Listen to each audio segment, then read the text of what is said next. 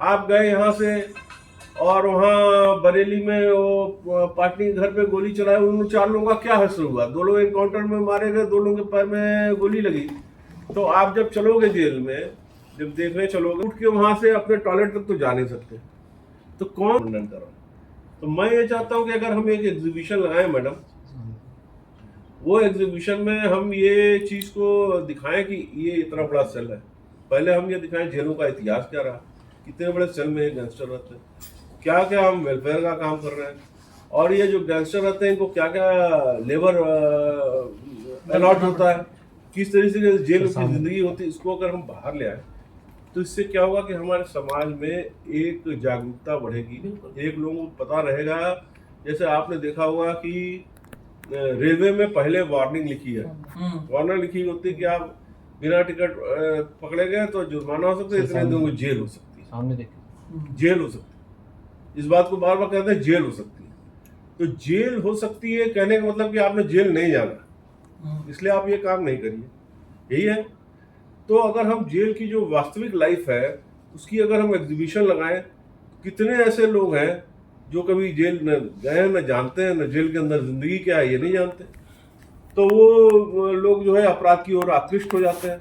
अगर हम इसको लगाएं, प्रदर्शनी लगाएं जगह जगह पे, पहले तो यहाँ से राज्य स्तरीय प्रदर्शनी लगाएं, फिर गांव स्तर पे और ब्लॉक स्तर पे लगाएं, तो उससे ये तो पता चले युवाओं को कि जेल की जिंदगी कितनी बदतर है और सामाजिक जीवन से कितनी अलग है। जेल बनाई क्यों गई है? जेल बनाई इसीलिए गई है कि अपराधी को रिफॉर्मेटिव के लिए, पिन्यूटिव के लिए, रिट्रीब्यूटिव के लिए ढेर सारे सिस्टम है उसके। तो अगर अंदर की लाइफ को अगर हमने बाहर एजुकेट नहीं किया हुआ है तो ऑब्वियसली लोगों को अट्रैक्ट कर रही है। तो सर ये आपने प्रदर्शनी की बात की है, ये 10 दिन पहले बताई थी कि आप प्रदर्शनी लगाएंगे, तो इसके लिए कोई एक्शन प्लान भी आपने तैयार किया? कब लगेगी, कहाँ लगेगी, इस तरह की? देखिए, मैं अभी आपको एक बता सकता हूँ जो मेरी अपने डिपार्टमेंट के अंदर डिस्कशन हुई है, जो हमने सोचा है। मैं सोचता हूँ कि 5 नवंबर से 10 नवंबर के बीच में ये लगाएंगे हम प्रदर्शनी, और इसको हम शुरू करेंगे यहाँ से अपने पंचकुला में जो ऑडिटोरियम है, इंद्रधनुष ऑडिटोरियम के बाहर एक खुली सी जगह है, वहाँ पे लेके हम इसको एग्जीबिशन को स्टॉल्स इसको लगाने का काम करेंगे, और हमारे सुपरिटेंडेंट रहेंगे हर स्टॉल पे, और वो एक्सप्लेन करेंगे, वो पब्लिक को और युवाओं को और बच्चों को जो आएंगे उनको एक्सप्लेन करेंगे कि ये जेल की लाइफ कैसे।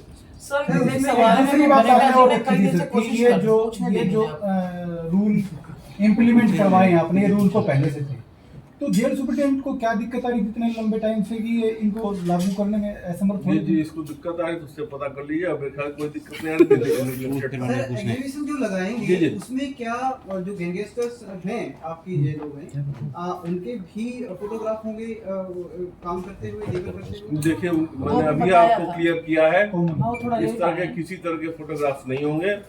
हम आपको क्लियर करेंगे कि जेल में जो मैनुअल लेबर का डिस्ट्रीब्यूशन है वो किस प्रकार से है, किस तरह के सेल्स में लोग रहते हैं, और उसका डेली की दिनचर्या क्या है, खाने में क्या मिलता है। मतलब हम आपको सारी चीजें जो भी हमारे पास है उसमें सारे में ट्रांसपेरेंसी लाएंगे और पूरे समाज को एजुकेट करेंगे जेल लाइफ कैसी होती है।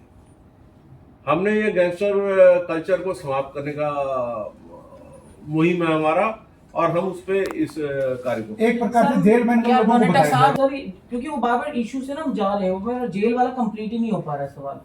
मैं पूछूं सर कि जिस तरीके से जो ग्लोरीफाइंग इनकी लाइफस्टाइल है गैंगस्टर्स की, हार्डकोर क्रिमिनल्स की, and it has to be demystified as you said, तो पब्लिक में भी जाना चाहिए message. It has to be done in 3 parts जो मुझे अब तक समझ आया। एक उनका पर्सनल हाइजीन का भी जो है, या ड्रेसिंग सेंस है या अटायर है, उसको जेल प्रिजन के नॉर्म्स के अनुसार नाम। दूसरा जो सैनिटेशन और दूसरा जो वर्क है वो उनको अलॉट करना, और इसके अलावा से जो अपना जो उनका वर्क अलॉट किया जा रहा है, आपने इनिशिएट कर दिया होगा, जैसे आपने कहा कि इसका इम्प्लीमेंटेशन कर दिया गया है, तो सिक्योरिटी पर्पस के, क्योंकि ये हार्डकोर क्रिमिनल है, गैंगस्टर्स है, भागना, कोई दूसरे रैलर्स का इन पे अटैक होना, इस तरह के भी काफी चांसेस रहते हैं। तो उसमें भी क्या अंडर सिक्योरिटी सुपरविजन कैमरास किस तरीके से इसको हम लोग एग्जीक्यूट कर रहे हैं, मैं ये पूछना चाहती हूँ। देखिए, ये इन्होंने बहुत अच्छा प्रश्न किया, मैं इस चर्चा को करना चाहता था। सुरक्षा का इसमें बहुत इम्पोर्टेंट इशू है। इसमें जब भी हम मैनुअल लेबर की बात करते हैं तो दो ही इश्यूज रहते हैं इसमें। एक तो एस्केप नहीं होना चाहिए, और दूसरा जो है वो बेसिकली वो हेल्थ के लिए हजार्डस नहीं होना चाहिए।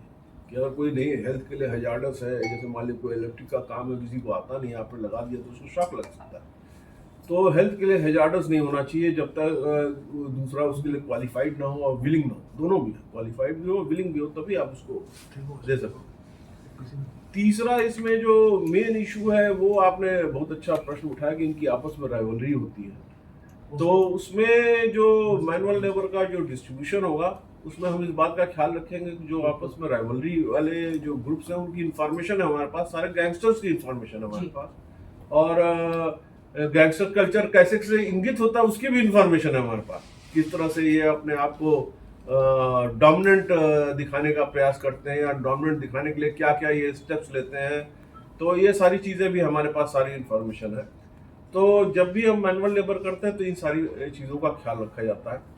और जो गैंगस्टर्स को हम बाहर लेके काम करा रहे हैं या कुछ कर रहे हैं तो हम इसमें पक्का ख्याल रखेंगे कोई एस्केप की घटना न हो। अगर सारे गैंगस्टर्स को हम एक साथ टैकल करें, नंबर काफ़ी हो रखा है, तो अगर एक साथ हम सबको टैकल नहीं कर सकते तो हम फेजेस में टैकल करेंगे, पर हम गैंगस्टर कल्चर को नहीं चलने देंगे। नहीं चल काम तो करना पड़ेगा, मैनुअल लेबर को करना पड़ेगा। ये भाई जी culture is over in Haryana jail, it is finished, days are gone. Sir, जब कैदी को पेशी पे लेके जाया जाता है, किसी गैंगस्टर को लेके जाया जाता है, तो वहाँ पर वीडियो बनाई जाती है और उसको इंस्टाग्राम या फेसबुक पे डाल के सॉन्ग्स के साथ दिखाया जाता है, गाने के साथ वर्णन किया जाता है कि भाई ये, तो उससे लोग आकर्षित होते हैं। तो क्या हरियाणा पुलिस को जेल की जो सुरक्षा है उनको भी कहा गया कि ऐसी चीज़ों पर रोक लगे? देखिए, आपने ये बहुत ही अच्छी बात कही है। ये इंस्टाग्राम वाली बात जो है लगातार पीछे आती रही और इस पर एक्शन भी होता रहा, पर अल्टीमेटली हम लोग इसको काबू करने में सफल हो गए हैं।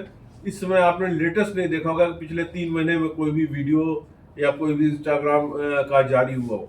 इसको हमने काफ़ी अच्छे से कंट्रोल किया है। अंदर मोबाइल की चलने की कोई भी सूचना आपको कभी प्राप्त नहीं होगी। दूसरा, हमने जो इंटरनेट एक्सेस दे रखा है पिक्स चलने के लिए और सारी चीज़ें चलने के लिए, ITI के क्लासेस चल रहे हैं उनको चलने के लिए, उसका दुरुपयोग ना हो इसकी हमने पूरी सुरक्षा व्यवस्था में कोई भी कमी या खामी नहीं छोड़ी है, और इस तरह से उसकी व्यवस्था कर रखी है कि किसी भी चीज़ का कोई मिसयूज ना होने पाए। और जो इंस्टाग्राम अकाउंट्स वगैरह की जो पहले शिकायत मिलती थी वो सारी बंद करा दी गई।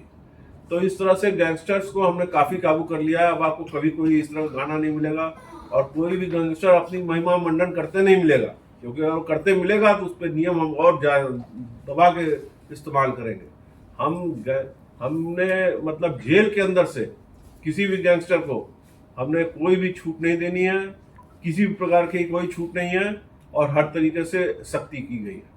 पहले इस तरह की बातें होती थी कि कोई सुरक्षा व्यवस्था में कोई कमी निकल गई, खामी निकल गई, कोई इस तरह की चीज़ें हो गई कि भाई जी कल्चर चल रहा है और लोग मिलने आ रहे हैं और तमाम तरह की चीज़ें। अब जो मुलाकात का समय है और जिस तरीके से मुलाकात तय हो रखी उसी हिसाब से लोगों की मुलाकात होती है, उसी हिसाब से वकील से कंसल्टेशन होता है, और इस तरह की इंस्टाग्राम अकाउंट वाली मिसयूज की सारी संभावनाओं को समाप्त कर दिया। एक सर, आपने जानकारी दी थी कि जो जेल मैनुअल है उसके अनुसार ही जो खासतौर पर गैंगस्टर्स जो है अपने दाढ़ी या बाल या फिर ड्रेस सेंस जो है उसमें क्या बदलाव किया है, क्या बाल कटवा दी गई है? देखिए, ऐसा है कि जो हाइजीन है उसको मेंटेन किया जाता है। हो गया।